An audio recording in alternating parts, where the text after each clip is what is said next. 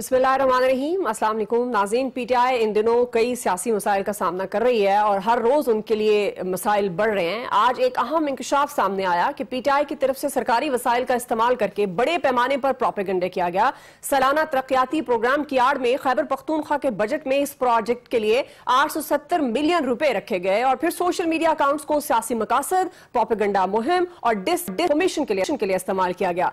नाज़रीन, ये अकाउंट्स 9 मई को पीटीआई कारकुनों को इश्तियाल दिलाने के लिए भी इस्तेमाल किए गए। इन इंकशाफात और इल्जामात की पीटीआई के साबिक रहनुमाओं ने भी तौसीक की है। साबिक पीटीआई रहनुमा हैं फिरदौस आशिक अवान, जिन्होंने कहा कि चेयरमैन पीटीआई ने सोशल मीडिया सेल बनाकर अपनी ख्वाहिशात को ऑक्सीजन दी। उन्होंने यह भी कहा कि सालाना तरक्याती प्रोग्राम की आड़ में झूठा प्रोपेगेंडा किया गया। नौजवानों के जहनों में चेयरमैन पीटीआई ने बारूद भर दिया। फिरदौस आशिक अवान ने यह भी कहा कि टॉप ट्रेंड पर रहना चेयरमैन पीटीआई का मशगला था। एक और साबिक पीटीआई रहनुमा फयाजुल हसन चौहान ने यह भी कहा कि मैं इसका चश्मदीद गवाह हूं, मुझे उनके एजेंडे का बाखूबी इल्म था, इसलिए मुझे ओहदे से हटा दिया गया। दूसरी तरफ नाज़रीन, नून लीग ने भी इस स्कैंडल पर पीटीआई पर खुलकर तनकीद की है। अता तारड़ ने कहा है कि ये एक बहुत बड़ा स्कैंडल है, इस मामले पर सख्त से सख्त कार्रवाई होनी चाहिए। ये क्या मामला है और इसके पीटीआई पर क्या असरात होंगे, इसी मुनासबत से एक्सपर्ट्स के लिए आज का जो पहला और बड़ा सवाल है वो कुछ यूं होगा कि रियासत मुखालिफ प्रोपेगेंडे का इल्जाम पीटीआई की साख को कितना नुकसान पहुंचा सकता है। मैं पैनल का तारुफ करवा देती हूँ। प्रोग्राम में मेरे साथ आज मौजूद हैं अयाज खान साहब, आमिर इलियास राना साहब, फैसल हुसैन साहब, नवीद हुसैन साहब और मोहम्मद इलियास साहब। मैं आप सबको खुशामदीद कहूंगी। आमिर साहब, मैं आपसे आगाज करूंगी। चूंकि एक के बाद एक इंकशाफ पाकिस्तान तहरीक इंसाफ से मुतल्लिक, चेयरमैन पाकिस्तान तहरीक इंसाफ के मुतल्लिक आ रहा है और ये वो लोग बातें कर रहे हैं जो बड़े उनके करीबी साथी थे जब वो बाहर थे, जेल से बाहर भी और इक्तदार में भी। अब जबकि वो उनको छोड़ चुके हैं तो वो बड़ी बातें सामने ला रहे हैं। आपके ख्याल में ये जो अब एक नया पेंडोरा बॉक्स खुला है जिसपे अता तारड़ ने जो कहा आपने सुन लिया, क्या पाकिस्तान तहरीक इंसाफ की, क्योंकि कहा तो यही जाता है कि अभी तक कोई डेंट नहीं पहुंचा सका पाकिस्तान तहरीक इंसाफ के वोटर्स के लिए, तो ये जो प्रोपेगेंडा है रियासत मुखालिफ, ये कितना नुकसान पहुंचा सकता है साख को पीटीआई की? देखें, 87 करोड़ रुपए पे फिरदौस आशिक अवान, फयाज चौहान, मुझे अच्छा नहीं लगा इनके मुंह से ये गुफ्तगू और मुझे अच्छी नहीं लगी अता तारड़ की तरफ से। फिरदौस आशिक अवान, फयाज चौहान इस जुर्म में बराबर के शरीक हैं। महमूद खान, उनकी काबीना, वो सारी इस जुर्म में, अगर ये जुर्म है तो सारे इसमें शरीक है। अता तारड़ साहब जनवरी से लेके अगस्त तक हुकूमत में थे। क्या किया? क्योंकि ये पहली दफा तो खबर नहीं आई, ये दूसरी तीसरी दफा खबर आई है। जैसे हम कहते हैं 9 मई में स्टेट पे हमला किया गया, रियासत के इदारों पे हमला किया गया, तो जनाब प्रेस रिलीजों पे ना रहें इनके मुकदमात के ट्रायल। अब वो ठीक है, कुछ जो मुकदमात फौजी अदालतों में शुरू हुए थे वो सुप्रीम कोर्ट ने फिलहाल तो रोक दिए, कलअदम करार दे दिए, फैसला हो गया। लेकिन चीजों को मंतकी अंजाम पे लेके जाए ना जी। ये क्या बात है कि हर रोज आप लोग भी मीडिया के जरिए प्रेस कॉन्फ्रेंसें करें, गुफ्तगू करें, ये कोई तरीकाकार नहीं है। जिन्होंने गलत इस्तेमाल किया उनको कटहरे में लाएं, और अब तक क्यों नहीं लाए? और जो लोग ये इस्तेमाल करने की बात कर रहे हैं उनको भी कटहरे में लाएं कि भाई आप लोगों की इन्वेस्टिगेशन क्या सिर्फ मीडिया के लिए रह गई है? पकड़ के लंबा डाले जिन्होंने ये काम किया है। अगर वो प्रेस कॉन्फ्रेंस करते हैं तो वो दूध के थिले क्यों हो रहे हैं? उनका जुर्म अगर रियासत के खिलाफ है तो वो चाहे कोई है, उसको उसके सजा मिलनी चाहिए। उसकी प्रेस कॉन्फ्रेंस, उसका इंटरव्यू, उसकी गुफ्तगू माफी नहीं होनी चाहिए। मैं तो इस असूल का कायल हूं कि जो रियासत के पे हमला करता है उसकी कोई माफी नहीं है। ये नहीं है कि जी मैंने वापी शेख रशीद साहब ने एक इंटरव्यू दिया है और वो माफ हो गए, गलत बात है। सबसे ज्यादा इमरान खान के साथ अगर किसी शख्स ने लोगों को भड़काया है, उकसाया है, तो वो शेख रशीद साहब है। और वो मुसलसल 2014 से इस काम पे मामूर थे। क्यों माफी दे रहे हैं इनको? स्टेट को चाहिए कि फिर कैफरे किरदार तक इन लोगों को पहुंचाए। बाकी जाहिर है जिन बच्चों को जहन बिगाड़ा गया है 20-25 हजार या 40 हजार दे के, और फिर जो टॉप ट्रेंड बनाए गए हैं, तो फिर खत्म करें ना। फिर स्टेट इतनी पागल या झल्ली तो नहीं है या इतनी कमजोर तो नहीं है कि ये प्रेस कॉन्फ्रेंसों पे आ जाए। स्टेट को एक्शन लेना चाहिए। सबसे पहले उन लोगों को पकड़े जिन्होंने ये पैसे रिलीज किए और क्यों किए, उनके सामने लाएं, सजाएं दें। बात तब बनेगी। देखे दुआ, हम बड़े अरसे से ये बातें कर रहे हैं, सुन रहे हैं, ये तरीकाकार नहीं है। तरीकाकार सिर्फ ये है कि आप पकड़ें, कान से अदालतों में केस ले जाएं, सजाएं दिलवाएं। जो जुर्म बनता है उसके मुताबिक सजा होनी चाहिए, बातें नहीं होनी चाहिए। सही है। नवीद साहब, ये बात तो दुरुस्त है, जो जुर्म है फिर उस पर सजा होनी चाहिए, बातें नहीं होनी चाहिए। और जो लोग बातें कर रहे हैं, ये भी आमिर साहब का पॉइंट वैलिड है, ये वो लोग हैं जो शामिल थे। अब सिर्फ एक चेयरमैन तहरीक इंसाफ को तो जिम्मेदार नहीं ठहराया जा सकता, ये सब लोग उनके साथ थे। अब आपके ख्याल में बतौर सियासी जमात पाकिस्तान तहरीक इंसाफ, क्या ये प्रोपेगेंडा नुकसान पहुंचा सकता है, साथ मुतासिर कर सकता है? दुआ देखें, जैसे आमिर साहब ने कहा, बिल्कुल मैं इत्तेफाक करता हूं कि ये लोग, इनकी क्रेडिबिलिटी क्या है। सबसे पहले तो ये बात करें कि फयाजुल हसन चौहान साहब या फिरदौस आशिक अवान साहिबा, इनकी अपनी क्या क्रेडिबिलिटी है। वो लोग, अच्छा यही वो लोग थे, क्या आज इनको ये बात याद आ रही है कि जी 87 करोड़ रुपया जो है वो सोशल मीडिया मुहिम पे इस्तेमाल किया गया और खर्च किया गया, अवाम का पैसा खर्च किया गया, और आज आप ये बात कर रहे हैं, आप भी बराबर के शरीक हैं। अगर आप उस वक्त नहीं बोल रहे थे, अगर पाकिस्तान के इदारों के ऊपर जो है वो अटैक हो रहा था और पाकिस्तान की अवाम के पैसे से हो रहा था, तो उस वक्त आप क्यों नहीं बोले? उस वक्त क्यों आपका जमीर नहीं जागा और अब आपका जमीर जाग रहा है? दूसरी बात मैं ये कहूंगा कि देखें, ये माले मुफ्त दिले बेरहम वाली बात है। ये पाकिस्तान के अवाम के पैसे के ऊपर जो जितना भी हमारे सियासतदानों ने किया है, आप ये देख लें कि सिर्फ पिछली गवर्नमेंट, पीडीएम की गवर्नमेंट उठा के देख लें, पीडीएम की गवर्नमेंट ने 14-15 माह में तकरीबन कोई 9.5 अरब रुपए से ज्यादा इश्तिहारी मुहिम पे जो है वो पैसा खर्च किया है। वो आपका पैसा है, वो मेरा पैसा है, वो अवाम का पैसा है। तो उस पैसे का कौन, अगर आप हमें 87 करोड़ रुपए यहां पे तो नजर आ रहा है, लेकिन वहां पे जो तकरीबन 10 अरब रुपया खर्च किया गया वो किसी को नजर नहीं आ रहा। और पॉलिटिकल पार्टीज बेसिकली करती हैं, अपनी ही पॉलिटिकल मकासद के लिए ही सोशल मीडिया को इस्तेमाल करते हैं। क्या पीपल्स पार्टी नहीं कर रही? क्या PMLN नहीं कर रही? हाँ, जो बात है कि अवाम के पैसे को इस्तेमाल करना, तो अवाम के पैसे को पीडीएम की गवर्नमेंट ने ज्यादा इस्तेमाल किया। लेकिन वो ये नहीं कह रहे कि सोशल मीडिया है, लेकिन उन्होंने कहा कि बड़ा खास एजेंडा था। एजेंडे की बात हो रही है ना, जो रियासत मुखालिफ इस्तेमाल किया गया। देखिए, वो एंटी स्टेट एजेंडा, मैंने पहले कहा, एंटी स्टेट जो बातें हो रही थी, जो पीटीआई की गवर्नमेंट जाने के बाद जो बातें हो रही थी, वो एंटी स्टेट नैरेटिव था। उससे पहले तो शीरो शक्कर थे, उससे पहले तो वो इमरान खान साहब लाडला था, और वही उनकी जो सोशल मीडिया टीम थी वो तो स्टेट की नैरेटिव को पैडल किया करती थी। हमने देखा, बारहा देखा, हमने उस वक्त भी देखा जबकि जब पठान, जब आपका यहां पे इंडिया ने आके एयर स्ट्राइक करने की कोशिश की थी, हमने देखा यही सोशल मीडिया अकाउंट से जिन्होंने स्टेट का एजेंडा जो है प्रमोट किया। बात जहां तक इसकी है कि क्या पीटीआई को इससे नुकसान होगा, मैं ये कहता हूं कि पीटीआई का जिस तरह से मीडिया ट्रायल हो रहा है, कभी जो है वो बुशरा बीबी की डायरी निकलती है, कभी जो है वो प्रिंसिपल सेक्रेटरी की जो है उसकी ऑडियोज निकलती हैं, तो ये उसका हिस्सा है।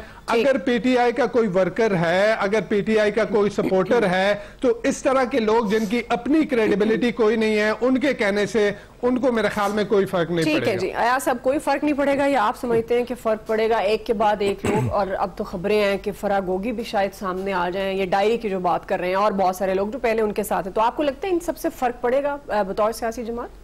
अब तक पड़ चुका होना चाहिए था दुआ, बदकिस्मती से फर्क पड़ नहीं रहा। मतलब इतनी लामतनाई कोशिशें कर ली गई, लेकिन कोई फर्क पड़ नहीं रहा। सबसे बड़ा तो ये इशू है। और दौर कमाल आ गया ना कि शरीके जुर्म भी मुखबरी करने लगे हैं। तो पहले तो वो यही कहते थे ना कि शरीके जुर्म ना होते तो मुखबरी करते, अब शरीके जुर्म मुखबरी करते और उन्हें कोई कुछ कहने वाला नहीं। अब मसला ये होता है कि वो जो नवेद साहब बात कर रहे हैं कि यही अकाउंट्स जब रियासत की पॉलिसी को आगे बढ़ा रहे थे, रियासत को सपोर्ट दे रहे थे, अच्छा ये भी बहुत देर से इस मुल्क में ये नजर आ रहा है। कुछ जर्नलिस्ट होते हैं जिनके सर पे रियासत हाथ रख देती है, वो फिर किसी स्टेज पे जाके वो सबसे रियासत के खिलाफ बात कर रहे होते हैं। वो जर्नलिस्ट वो फिर बदल जाते हैं चेहरे, वो दूसरी तरफ चले जाते हैं, फिर इधर से कुछ चार और पकड़ लिए जाते हैं और उनको समझा जाता है कि बस अब यही हमारा एजेंडा आगे बढ़ाएंगे। रियासतें इस तरह से नहीं चला करती। ठीक। और जो अता तारड़ साहब जो धुआंधार तकरीर कर रहे थे, भाई अगर सब्सटेंस था आपके पास, कुछ सबूत थे, तो आप कर गुजरते। मतलब किसने रोका हुआ था आपको? लेकिन चूंकि यहां तो प्राइम मिनिस्टर इवन कह रहे होते हैं कि जी इस चीज की तहकीकात होनी चाहिए, ये बड़ा गलत हो रहा है इस मुल्क में, ये नहीं होना चाहिए। अब तो प्राइम मिनिस्टर ये बात करे, कोई वजीर दाखिला ये बात करे, और इस मुल्क में हम सुन रहे होते हैं, वो बैठ के मुतालबे कर रहे होते हैं कि जी फलां चीज इस तरह नहीं होनी चाहिए, फलां को सजा मिलनी चाहिए, फलां के खिलाफ तहकीकात होनी चाहिए। वो भाई फिर आप किस मर्ज की दुआ हो, छोड़ दो, किसी और के हवाले कर दो ना, आपसे नहीं होता जब ये मामला। तो मेरे ख्याल है इन चीजों का कोई फायदा नहीं है। जहां आपके पास सबूत है, कंक्रीट एविडेंस है, वहां आप आगे बढ़े और सजाएं दें लोगों को। लेकिन इस तरह से चीजें आना, उसका फायदा नहीं, बदकिस्मती से उल्टा नुकसान होता है। उसकी वजह है कि लोगों को होता है कि यार ये चूंकि इस तरह से चीजें चलाई जा रही हैं, इसका मतलब है कि इनके पास सबूत तो है कोई नहीं, बस ये एक माहौल बना रहे हैं और उस वजह से ये चीजें सामने आ जाती हैं। तो मेरा ख्याल है इस पे गौर करना चाहिए, अपनी पॉलिसीज पे भी हमें। सही है। इलियास साहब, यही सवाल आपसे, कितना नुकसान पहुंचाएगा ये रियासत मुखालिफ प्रोपेगेंडे का जो इल्जाम है पीटीआई को? जो प्रोपोगंडा किया जा रहा है इस वक्त, अगर पहले भी इस बारे में बताया गया था कि जी मसला क्या, लेकिन इसके सबूत लेके आने चाहिए। जो सबूत हैं, जो बंदे मुलव्वस हैं, इसमें उनको सामने लेके आना चाहिए। ये जो चौहान साहब और मैडम फरदौस आशिक कमान साहब जो अब बता रही हैं, इनको पहले चाहिए था कि अगर स्टेट के खिलाफ अगर प्रोपोगंडा किया जा रहा था, ये पहले जाहिर है तो जाहिर है इनको चाहिए था कि पहले उस वक्त ही शोर मचा देते। मुल्क इनको रियासत ज्यादा अजीज है कि उनको ये एजेंडा ज्यादा अजीज था, तो जाहिर है इनको इस वक्त कर रहे हैं इस तरह। तो जो है सबूत, जो फंड्स वगैरह रखे गए थे, उसको सारे बिल्कुल रिकॉर्ड, उसके बारे में इन्वेस्टिगेशन होनी चाहिए कि किस किस मकसद के लिए इस्तेमाल किया गया, इसके तमाम देखना चाहिए कि ज़बानी बात करके, क्योंकि यहाँ ज्यादातर तो ऐसी बात कर दी जाती है, बाद में पता चलता है कि जी उसका कोई नहीं, सर पर पैर नहीं निकलता और वो मसला वैसे ही हो जाता है। लेकिन इस वक्त जो है ये मसला बड़ा सीरियस है। अगर इस्लाम फंड जो आवाम के जो पैसे जो यूज किए गए, तो उनको सामने लेके आना चाहिए कि ये फंड किस मकसद के लिए इस्तेमाल किया गया, किन लोगों को क्या प्रोजेक्ट्स दिया गया, किस वजह से किया गया और ये क्यों प्रोजेक्ट बनाया गया, और केपी में ये इस तरह फंड रखे गए। तो इस वक्त जो सूरत हाल है, तो बिल्कुल इस वक्त तो सारे जो चल रहे हैं, तो पीटीआई के खिलाफ जो इल्जामात लगाए जा रहे हैं, तो वो लगाते जा रहे हैं सब। उन पर जो भी इल्जामात लगेंगे, जो उनके साथ थे, वो सारे इस वक्त यही कह रहे हैं कि जी पीटीआई ने ये किया, चेयरमैन पीटीआई ने किया। तो बिल्कुल ठीक है, अगर उन्होंने किया है तो फिर सामने उनके सबूत लेके आना चाहिए, ताकि अवाम को पता चले कि हकायक क्या है। वही बात जो एयाज साहब कह रहे थे कि अब तक फर्क पड़ जाना चाहिए था। फर्क तब पड़ेगा जब सब लेके आएंगे, जब चीजें पता चलेंगी। अब आपने क्यों दे दिया है, अब सबूत आएंगे। ठीक है, फैसल साहब आप सुन पा रहे हैं? तो 16 महीने तक अगर इनकी हुकूमत ने कोई कार्रवाई नहीं की, तो फिर ये लोग भी उसी सफ में खड़े हुए हैं जहां वो रियासत पे हमलावर खड़े हुए हैं। इनके साथ भी फिर कोई रियायत नहीं करनी चाहिए। ऐसा नहीं हो सकता कि आप पढ़े हुए स्क्रिप्ट सुनाओ लोगों को, कौम जो है उसको आमना सटकना जो है कबूल करती चली जाए। और हमें और आपको तो दुआ करनी चाहिए। ये बात करते हैं ना सरकारी वसाइल की, कि तहरीक इंसाफ ने सरकारी वसाइल इस्तेमाल किया, हमें आपको दुआ करनी चाहिए कि कभी पीपल्स पार्टी के और नून लीग के स्कैंडल सामने ना आए। सरकारी वसाइल, उनको पता ही नहीं है तहरीक इंसाफ को सरकारी वसाइल और जो इन लोगों ने किए। जी। बात यह है कि जो जमीनी हकाइक क्या है, जमीनी हकाइक यह है कि तहरीक इंसाफ के पास जो सोशल मीडिया की ताकत थी, वो इक़्तिदार में आने से पहले भी थी और इक़्तिदार से निकलने के बाद ज्यादा हो गई। अब तो उनके पास फंड नहीं आ रहे ना, तो अब क्यों उनकी ताकत इतनी बड़ी है? बात इस मुल्क में एक ऐसा वक्त भी इस कौम ने देखा है कि जब तहरीक इंसाफ के खिलाफ या इमरान खान के खिलाफ बतौर वज़ीर-ए-आज़म कोई ट्वीट करना, कोई सोशल मीडिया पे बात करना, पाकिस्तान से गद्दारी समझा जाता था, रियासत पे हमला समझा जाता था। उनकी पॉलिसी पे बात करना जो पाकिस्तान के खिलाफ जो है ना समझा जाता था। तो वो किसके साथ खड़े हुए थे? इमरान खान साहब। वो कौन लोग थे जो सब जो उस वक्त जो हुकूमत की पॉलिसियों के खिलाफ बात करते थे, वो उनको जो गद्दारी के सब में खड़ा कर देते थे?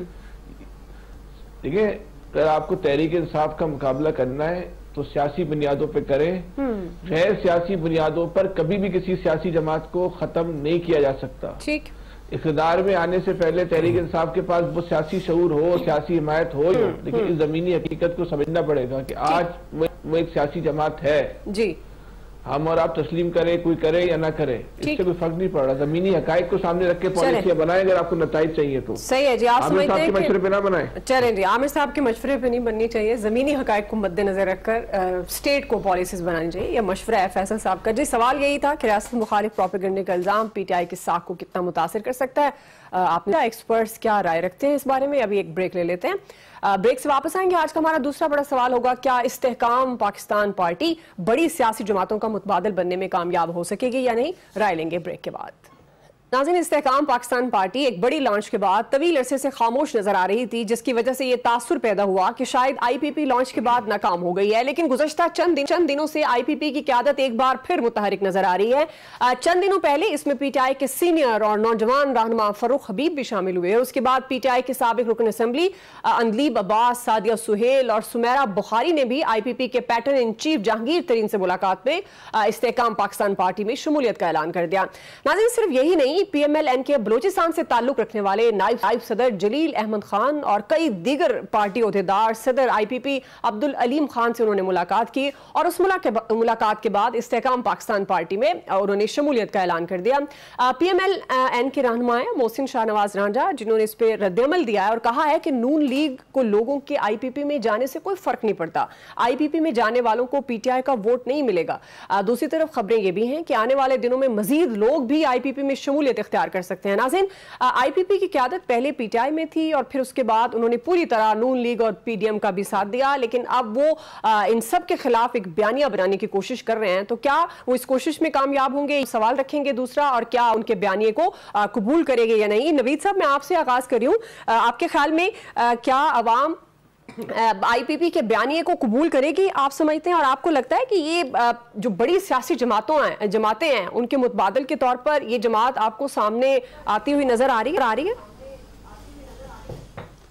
दुआ देखें, ये पाकिस्तान की सियासी तारीख में ये तजर्बा पहली मरतबा नहीं हो रहा। हमने देखा है कि मुस्लिम लीग के साथ जो कुछ हुआ पाकिस्तान बनने के बाद, कभी कन्वेंशन मुस्लिम लीग बनती है, कभी कौंसिल मुस्लिम लीग बनती है, कभी जुनेजो मुस्लिम लीग बनती है, कभी जो है वो ज़िया मुस्लिम लीग बनती है। तो ये पार्टियां जिस तरह से बनती हैं और जिस तरह से पार्टियों को बनाया जाता है, तो वो किसी से मेरे ख्याल में ढकी छुपी बात नहीं है। और ये इस तरह की पार्टियां किस तरह से जो है वो मौसमी पार्टियां साबित होती हैं और इनका फिर वजूद जो है वो क्या रहता है। हमने देख लिया, इससे पहले पीपल्स पार्टी को ख़त्म करने की कोशिश की गई, भुट्टो का जो है वो अदालती मर्डर करवाया गया और उसके बाद ये सोचा जा रहा था कि शायद पीपल्स पार्टी ख़त्म हो गई और उनकी पार्टी को तितर बितर करने की कोशिश की गई।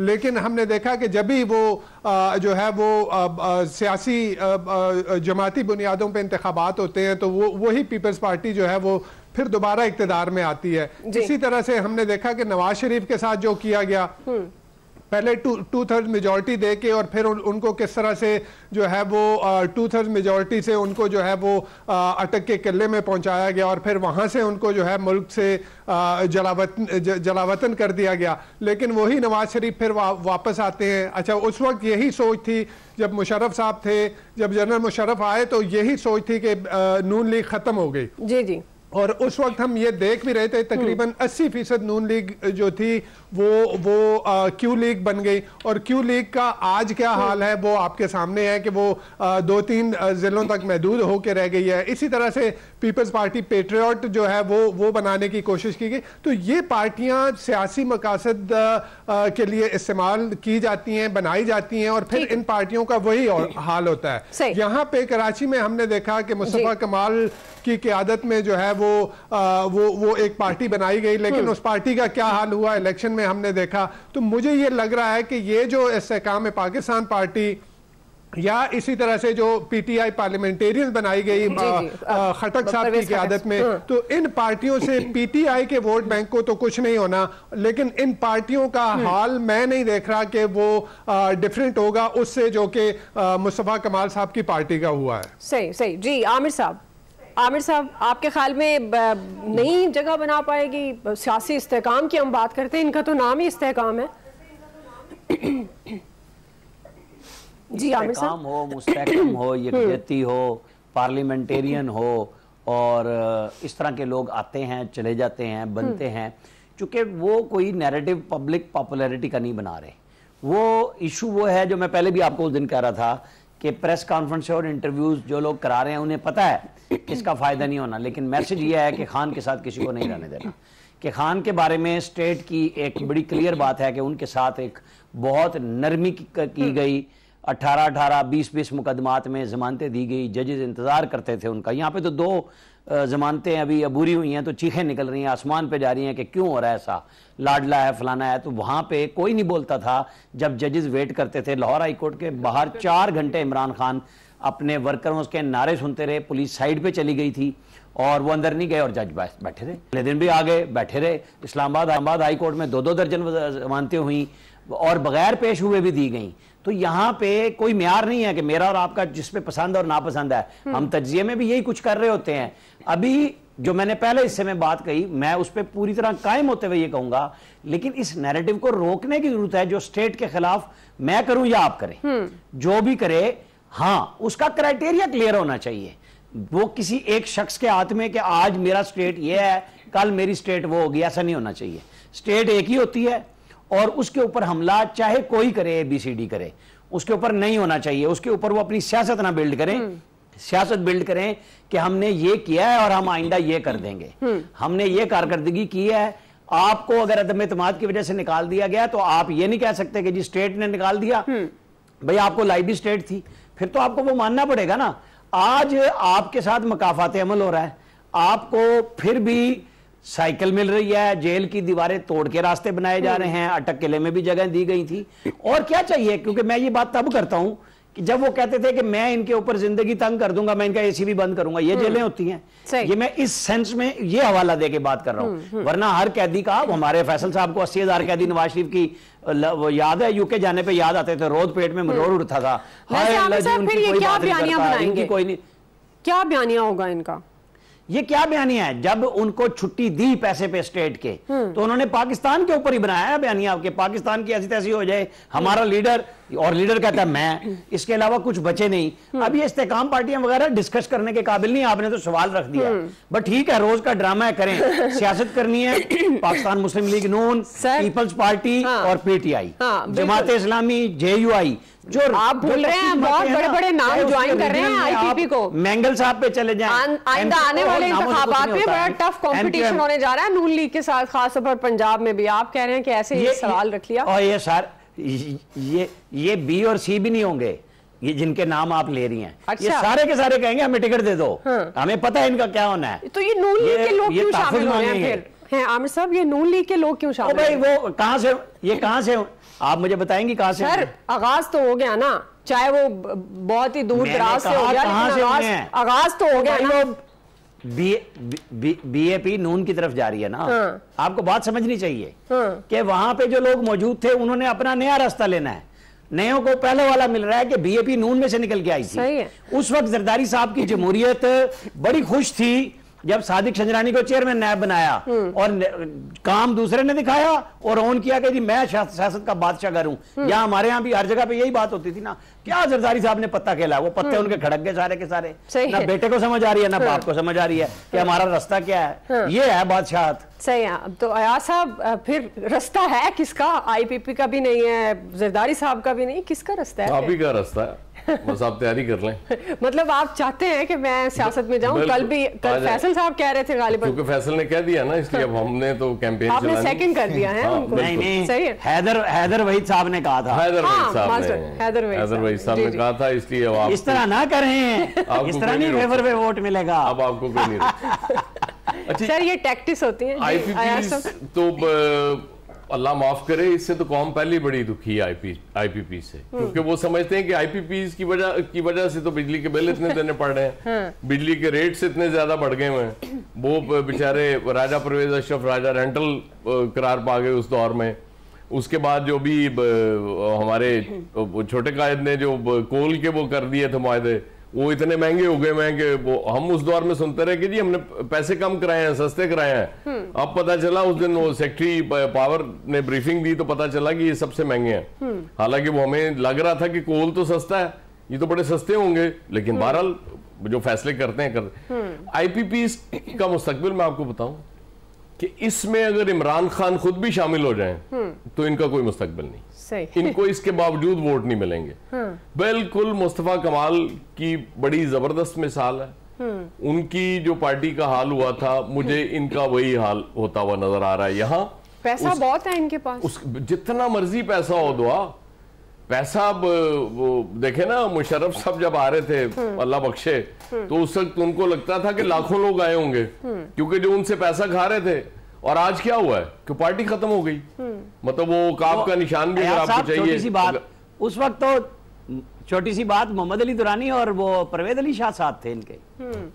तो आपको भी अगर रुकाब का निशान भी वो फारिग पड़ा हुआ है, वो अगर आप सीरियस होती हैं कैंपेन में, इलेक्शन कैंपेन में जाने के लिए, शो के बाद, हाँ, तो वो भी आपको मिल सकता है। इसलिए ये जो पार्टियां बनती हैं ना, जो हाइब्रिड सिस्टम के तहत बनाई जाती हैं, उनका फायदा नहीं होता। यकीनन नेक नियती सी बनाई जाती है। मैं नियत पे शक नहीं कर रहा बनाने वालों की। वो नियत यही होती है कि ये चूंकि जी वो कह रहे हैं, ये क्या बात हुई, आपने नियत की बात कर दी ना। नहीं, फैक्ट बता रहा हूँ, नेक नियति से बनती हैं कि चूंकि ये लोग पीटीआई में थे, लोग इनके साथ थे, इधर आ जाएंगे तो लोग इधर आ जाएंगे। लेकिन बार बार तजुर्बात के बावजूद, ये नियत ठीक होने के बावजूद, ये समझ नहीं आ रही हमें कि इन चीजों का उल्टा नुकसान होता है। और इस दौर में ज्यादा हो रहा है। मैं आपको ये भी बताऊं, पहले होता था कुछ चले, कुछ थोड़ा बहुत वोट बैंक चला गया इधर उधर। अब वो मामला डिफरेंट है। वो जो आप बात कर रही हैं ना कि ये शायद कहीं पीपल्स पार्टी और पीएमएलएन को तो डैमेज कर रहे हो, ये पीटीआई को डैमेज करने की पोजीशन में नहीं है ये पार्टी। लेकिन वोट बैंक तो मुतासिर हो सकता है, क्योंकि ये वही लोग हैं ना जो पीटीआई में थे। वो वोट बैंक एक ही बंदे का वहां, वो जो कैबिनेट नंबर 804 है, और किसी का वोट बैंक नहीं है वहां। चले ठीक है, ब्रेक लेते हैं नाज़रीन। ब्रेक से वापस आएंगे, सवाल फैसल साहब और इलियास साहब का पॉइंट ऑफ व्यू लेंगे। हमारे साथ रहिएगा। वेलकम बैक नाज़रीन। हम बात करें क्या इस्तेहकाम पाकिस्तान पार्टी बड़ी सियासी जमातों का मुतबादिल बनने में कामयाब हो सकेगी या नहीं। फैसल साहब, आप किस तरह से देखते हैं? आपको लगता है कि ये जो मुल्क में हम मुआशी इस्तेहकाम को जोड़ते हैं सियासी इस्तेहकाम के साथ, और इनका तो नाम भी इस्तेहकाम पाकिस्तान पार्टी है, तो क्या आपको नहीं लगता कि ये मुल्क में इस्तेहकाम लाने का सबब बन सकती है ये जमात? देखिए, ये तो मुझे नहीं पता कि इस्तेकाम लाने का सबब बन सकती है नहीं बन सकती, लेकिन जिस तरह ये बनी है तो बाकी जमातें और किस तरह बनी है। तहरीक इंसाफ किस तरह बनी थी, मुस्लिम लीग नून किस तरह बनी थी, तो और जमातें किस तरह बनी थी। इसमें से कोई जमात जो है कामयाब हो जाती है, कोई जमात जो है वो नाकाम हो जाती है। लेकिन इनके जो ब्रांडिंग मैनेजर है ना, तहरीक इस्तेकाम पार्टी है, कौन सी इस्तेकाम है पाकिस्तान, वो बहुत कमजोर है। वो लगता है प्रोफेशनल जो है ना, वो ब्रांड मैनेजर नहीं है। इनकी ब्रांडिंग पे वो तवज्जो नहीं कर रहे, बस रश लगा रहे हैं। रश से ज्यादा इनको चाहिए थोड़ा ब्रांडिंग पे। जैसे इमरान खान साहब की ब्रांडिंग हुई थी ना, वो बड़ी जबरदस्त थी। वो जो भी ब्रांड मैनेजर थे, मार्केट उनकी जो मार्केटिंग की टीम थी, उन्होंने इमरान खान साहब, हमारे आपके माशरे में हम रहते हैं ना कि कोई किसी मेहमान जाए चाय ना पिलाए तो उसको बड़ा मायूस समझा जाता है। तो इमरान खान साहब के घर कोई जाए, वो चाय ना पिलाए, उसके सामने बैठ के वो खाना खाए इमरान खान साहब, तो उसको भी उन्होंने इमरान खान साहब की सलाहियत बना दिया था। क्या जबरदस्त आदमी है भाई, खुद खाना खा रहा होता, मेहमान को नहीं खिलाता। ये भी इमरान खान साहब, ये ब्रांडिंग होती है। सही। तो इनकी कोई ब्रांडिंग नहीं है, सिर्फ रश लगाए चले जा रहे हैं, रश लगाए चले जा रहे हैं। बहरहाल अभी देखते हैं, आमिर साहब ज्यादा, एयाज साहब समझते हैं पंजाब की सियासत। वो कह रहे हैं इसका कोई नतीजा नहीं निकलेगा, तो नतीजा तो कोई अवाम ने निकालना होता है कि जो इतना फर्क पड़ेगा। इनको ब्रांडिंग से ज्यादा कारकुनों की जरूरत है। लीडर बहुत जमा हो गए, कारकुन नहीं है। फैसल, आपको नहीं लगता कि इनके साथ कारकुनान होंगे या नहीं? नहीं, कारकुनान का इशू नहीं है। जब इस मुल्क के अंदर वाकई वो हालात हो जाए कि जब इलेक्शन में फैसले जो है अवाम के वोटों से होने लगे, तो फिर हम और आप ये कह सकते हैं कि भाई ये पार्टी नतीजा खेज होगी या नहीं होगी। लेकिन जब फैसले अवाम के वोटों से नहीं होने, ये तो उस लम्हे किसकी शिप लगी हुई होगी, किसका जो है वो सूरज चढ़ रहा होगा, वो तो उस लम्हे मालूम चलेगा। हमें और आपको तो इतनी ना जमातों की मेहनत होती है ना। आपको चेहरों से नहीं लगता कि ये चेहरे मेहनत करेंगे और अवाम का दिल जीत लेंगे? 2018 का इलेक्शन जो है वो क्या कहते हैं, अवाम की ताकत से हुआ था क्या? जी सर, बिल्कुल। उनके पास बहुत ताकत थी अवाम की। चले लोग तो है, हाँ। यही तो वो लोग हैं जिनके नहाने पे जरदारी साहब इतने चिराग पा हो रहे हैं। तो ये क्यों जरदारी साहब इतने चरागपा हो रहे हैं? तो यही तो वो इसमें जो इलेक्टेबल शामिल हुआ है वही तो ये सारे लोग हैं जिन्हें जहांगीर तरीन आखिरी वक्त में जो है वो नून लीग से तोड़ के जो है इमरान खान साहब के पास लेके जा रहे थे, वही लोग तो है ना। सही है। उस वक्त कहां से फिर इनके पास, अगर आज अवाम नहीं है तो उस वक्त भी अवाम नहीं थे, फिर भी जीत गए थे ना। मतलब आप समझते हैं कि अवाम का कोई ताल्लुक नहीं है, ये इनका अपना असर रसूख होता है। जी इलियास साहब, बस आप भी यही समझती हैं, मेरे ख्याल सभी तो बैठे यही समझते हैं। सही। जी इलियास साहब आप बोले ना तो अलग बात। आपको लगता है बड़ी सियासी जमातों को का पत्ता साफ करेगी ये इस्तेकाम पाकिस्तान पार्टी? नहीं, इसको वक्त लगेगा क्योंकि इनके पास लीडर तो बड़े चेहरे हैं, बड़े नाम हैं, लेकिन अवाम में इनकी जड़ें नहीं है। अभी देख लें, क्योंकि अवाम में रूट्स होने चाहिए। इन्होंने अभी अपनी उस तरह कैंपेन तो नहीं चलाई, इन्होंने कोई ऐसा कोई जलसा तो किया नहीं है। ड्राइंग रूम की बैठ के सियासत कर रहे हैं, बंदे ला के उधर दिखा रहे हैं कि बंदे लेके आ रहे हैं। तो जाहिर है जब ये निकलेंगे, अभी तो इलेक्शन में भी इन्होंने जाना है, तो इससे पहले जलसे करते हैं, देखते हैं कितने। अगर जनूबी पंजाब में ले लें, हर जाहिर बंदे जो चेहरे लेके आ रहे हैं उनका वोट बैंक तो होगा, तो जाहिर है इनको भी टाइम लगेगा इसको दिखाने के लिए। हाँ, ये भी तो कोशिश में होंगे कि किसी के साथ गवर्नमेंट में इत्तेहादी बन जाए या सीटें कुछ ले लें, तो वो ये पूरी कोशिश करेंगे कुछ सीटें निकालने की। जाहिर है इसलिए बड़े बड़े चेहरे ब्रांडिंग करेंगे, बड़े बड़े चेहरे लेके आ रहे हैं पार्टी को बड़ा बनाने के लिए। जाहिर है जहांगीर तरीन है, उसमें एक और भी हैं सियासतदान हैं, वो कोशिश तो एक दफा करेंगे कि बिल्कुल साथ में मिले कि इत्तेहादी बने या किसी के लिए। तो जाहिर है इसलिए उन्होंने सबके शुरू कर दी तनकीद करना, तो इसको तनकीद करेंगे। जाहिर है पीटीआई का तो वोट बैंक तोड़ना इनके लिए मुश्किल है, बाकी दूसरी जमातों के लिए तो ये बनेंगे, क्योंकि वोट तोड़ने के लिए उनके लिए जैसे जनूबी पंजाब में था कि पीपल्स पार्टी को मिल जाएगा, लेकिन ये अब उधर आके शुरू हो गए, उधर कोशिश कर रहे हैं। तो दूसरी तरफ पीपल्स पार्टी को था कि ये उनके इत्तेहादी बन जाएंगे, उनके साथ मिलेंगे, लेकिन ऐसा कुछ नहीं हुआ। अभी नून लीग पहले इनको अपना समझ रही थी, अब उनके लिए ये समझ रहे हैं कि आपस में खतरा बनने के लिए देख रहे हैं कि फ्यूचर में ये सियासी पार्टियां आपस में एक दूसरे से इलेक्शन से पहले तो नहीं, अब एक दूसरे से इत्तेहाद करने लगे, ये इलेक्शन के बाद करेंगे जब सीटें पूरी करने के लिए। तो जाहिर है ये अब एक टारगेट तो होगा इनके पास कि सीटें कुछ ना कुछ सीटें ऐसी लें ताकि ये किसी के इत्तेहादी बन के गवर्नमेंट में आए और अपना कद बढ़ाने की कोशिश करें। तो इसके लिए इनको टाइम लगेगा। अभी अवाम में देखें जलसे करते हैं, क्योंकि इन्होंने अभी तो ये नहीं किया, लेकिन अगर ये अवाम में जलसे करते हैं तो फिर उसको आपको पता है कि एक तरीका कार होता है जिसमें बिरयानी चलेगी फिर से। नहीं तो बिरयानी खाली नहीं चलेगी। नहीं, वैसे ये स्ट्रॉन्ग पार्टी है, बिरयानी से ऊपर बिरयानी से बढ़ के चलेगा। बिरयानी से ऊपर, मतलब जन्नत के टिकट तक का तो ट्रेलर आ गया, उससे भी बात बड़ी हो सकती है। अब आया साहब एक ज़िमनी सवाल, क्योंकि हम सदर पाकिस्तान की जब बात करते हैं आरिफ अलवी साहब की, वो कह रहे हैं कि अगर मैं ऐवान सदर में ना होता तो मैं भी जेल में होता, और उनके अभी भी लीडर जो हैं वो चेयरमैन पाकिस्तान तहरीक इंसाफ हैं, और वो जो उन्होंने एक बिल साइन किया उसकी भी उन्होंने रीजन दी कि हज पर जाना था। जस्टिस काजी फाइज ईसा के हवाले से भी उन्होंने यही कहा है कि ये वो उन्होंने नहीं ये सब कुछ किया। तो आप मुस्तकबिल की बात हो रही है, तो आप आरिफ अलवी साहब का मुस्तकबिल देख रहे हैं पाकिस्तान तहरीक इंसाफ में? तो ये एक तो उनकी दाद देना दुआ कि कितने सच्चे और खरे इंसान हैं, कि उन्हें पता है कि वो सदारत से निकलते तो यकीनन जेल में होते, इसलिए वो समझाना सिर्फ ये चाह रहे हैं कि हुजूर आप लीडर मेरे आप ही हैं, लेकिन मुझे कॉम्प्रोमाइज करने पड़े हैं। छोटी सी बात करनी है। जी मैं देती हूँ टाइम। अगर मैं कॉम्प्रोमाइज ना करता तो मैं भी जेल में होता, तो फायदा कोई नहीं था। तो आप ये समझें कि यहाँ बैठ के शायद को मैं फायदा दे दूं आपको, अगर मैं जेल चला जाता तो आपको कोई फायदा नहीं होना था। अब देखते हैं कि उनके लीडर इस वजाहत को तस्लीम करते हैं नहीं करते, कर लेंगे। उनके लीडर वही हैं, वो कह चुके हैं। आमिर साहब, वो मुझे एक बात करनी है। जी आमिर साहब की बात देती हूँ आपको मौका। आमिर साहब, मैं ये कह रहा हूँ कि ये सदर साहब का ख्याल है कि वो जेल में नहीं है, वो कर लेना अपनी मर्जी से कुछ फैसले देते तारीख। हद है यार। नहीं, हाउस अरेस्ट और जेल में होने में फर्क तो होता ना। अच्छा फैसल साहब, आप क्या कहना चाह रहे थे? मैं ये कह रहा हूँ कि सदर साहब को किसी खुशफहमी का शिकार नहीं होना चाहिए, वो दौरान सदारत भी जो है ना इस्तेकाम पार्टी में शामिल हो सकते हैं। अच्छा, मतलब आपको लगता है कि उनका लेकिन वो कह रहे हैं चेयरमैन तहरीक इंसाफ ही उनके लीडर हैं और वो ही रहेंगे, उन्होंने ये बात कही है। हाँ, चेयरमैन साहब ने अपनी हमशेरा के जरिए तो एतमाद कर दिया हुआ है। सही। जी नवीद साहब, खुशफहमी ये खुशफहमी आप समझते हैं? नवीद साहब, मैं एक बात कहना चाहूंगा। जी अयाज खान साहब ने बात की कि ये पार्टियां जो लोग बनाते हैं तो उनकी नीयत पे शक नहीं होना चाहिए, उनकी नीयत अच्छी होती है।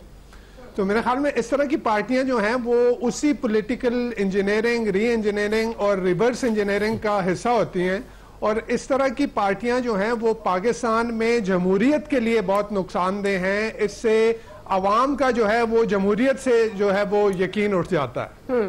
तो उनकी नीयत पे मेरे ख्याल में जो है वो शक नहीं किया जा सकता, लेकिन at the end of the day नुकसान जमहूरियत का होता है। सही है, चलिए थोड़ा सा टाइम बच गया तो मैंने भाई कोई ऐसी पार्टी तो बताएं, नवेद भाई कोई ऐसी पार्टी तो बताएं जो आवाम ने बनाई हो, इस तरह ना बनी हो, किसी एक पार्टी का नाम तो बताएं। नीयत पे शक की गुंजाइश हो तो वो भी बताएं। चले नहीं फैसल, वो थोड़ा फर्क होता है ना। देखें, अगर ये सिर्फ मैनेज करके इलेक्शन जीता जा सकता ना तो बेनजीर के खिलाफ आईजीआई ना बनाना पड़ती। ये होते हैं मसाइल, मतलब बहुत ज्यादा जहां फर्क होता है ना वो फिर दूर करना बड़ा मुश्किल हो जाता है। इसलिए नीयत, मैं कह रहा हूं कि नीयत बिल्कुल ठीक होती है। परेशान ना हो, फर्क भी नजर आ जाएगा, फर्क भी नजर आ जाएगा। बारल जी, नीयत जाहिर बड़ी इंपॉर्टेंट होती है किसी भी काम में। अब बयास साहब कह रहे हैं कि नीयत, उसको बुरा नहीं कहना चाहिए। अब देखते हैं कि इस्तेकाम पाकिस्तान पार्टी का मुस्तकबिल क्या होगा आने वाले दिनों में। जाहिर है इंतखाबात ही ये फैसला करते हैं कि कौन सी पार्टी आगे जाकर इस्तेकाम ला रही है पाकिस्तान में और पाकिस्तान का फ्यूचर बनने जा रही है। ये वक्त बताएगा। बहरहाल एक्सपर्ट्स इस बारे में क्या कहते हैं वो आपने जान लिया। आप सबका बहुत शुक्रिया। आज के एक्सपर्ट्स से इतना ही। फीडबैक दीजिएगा। ख्याल रखिए। अल्लाह हाफिज।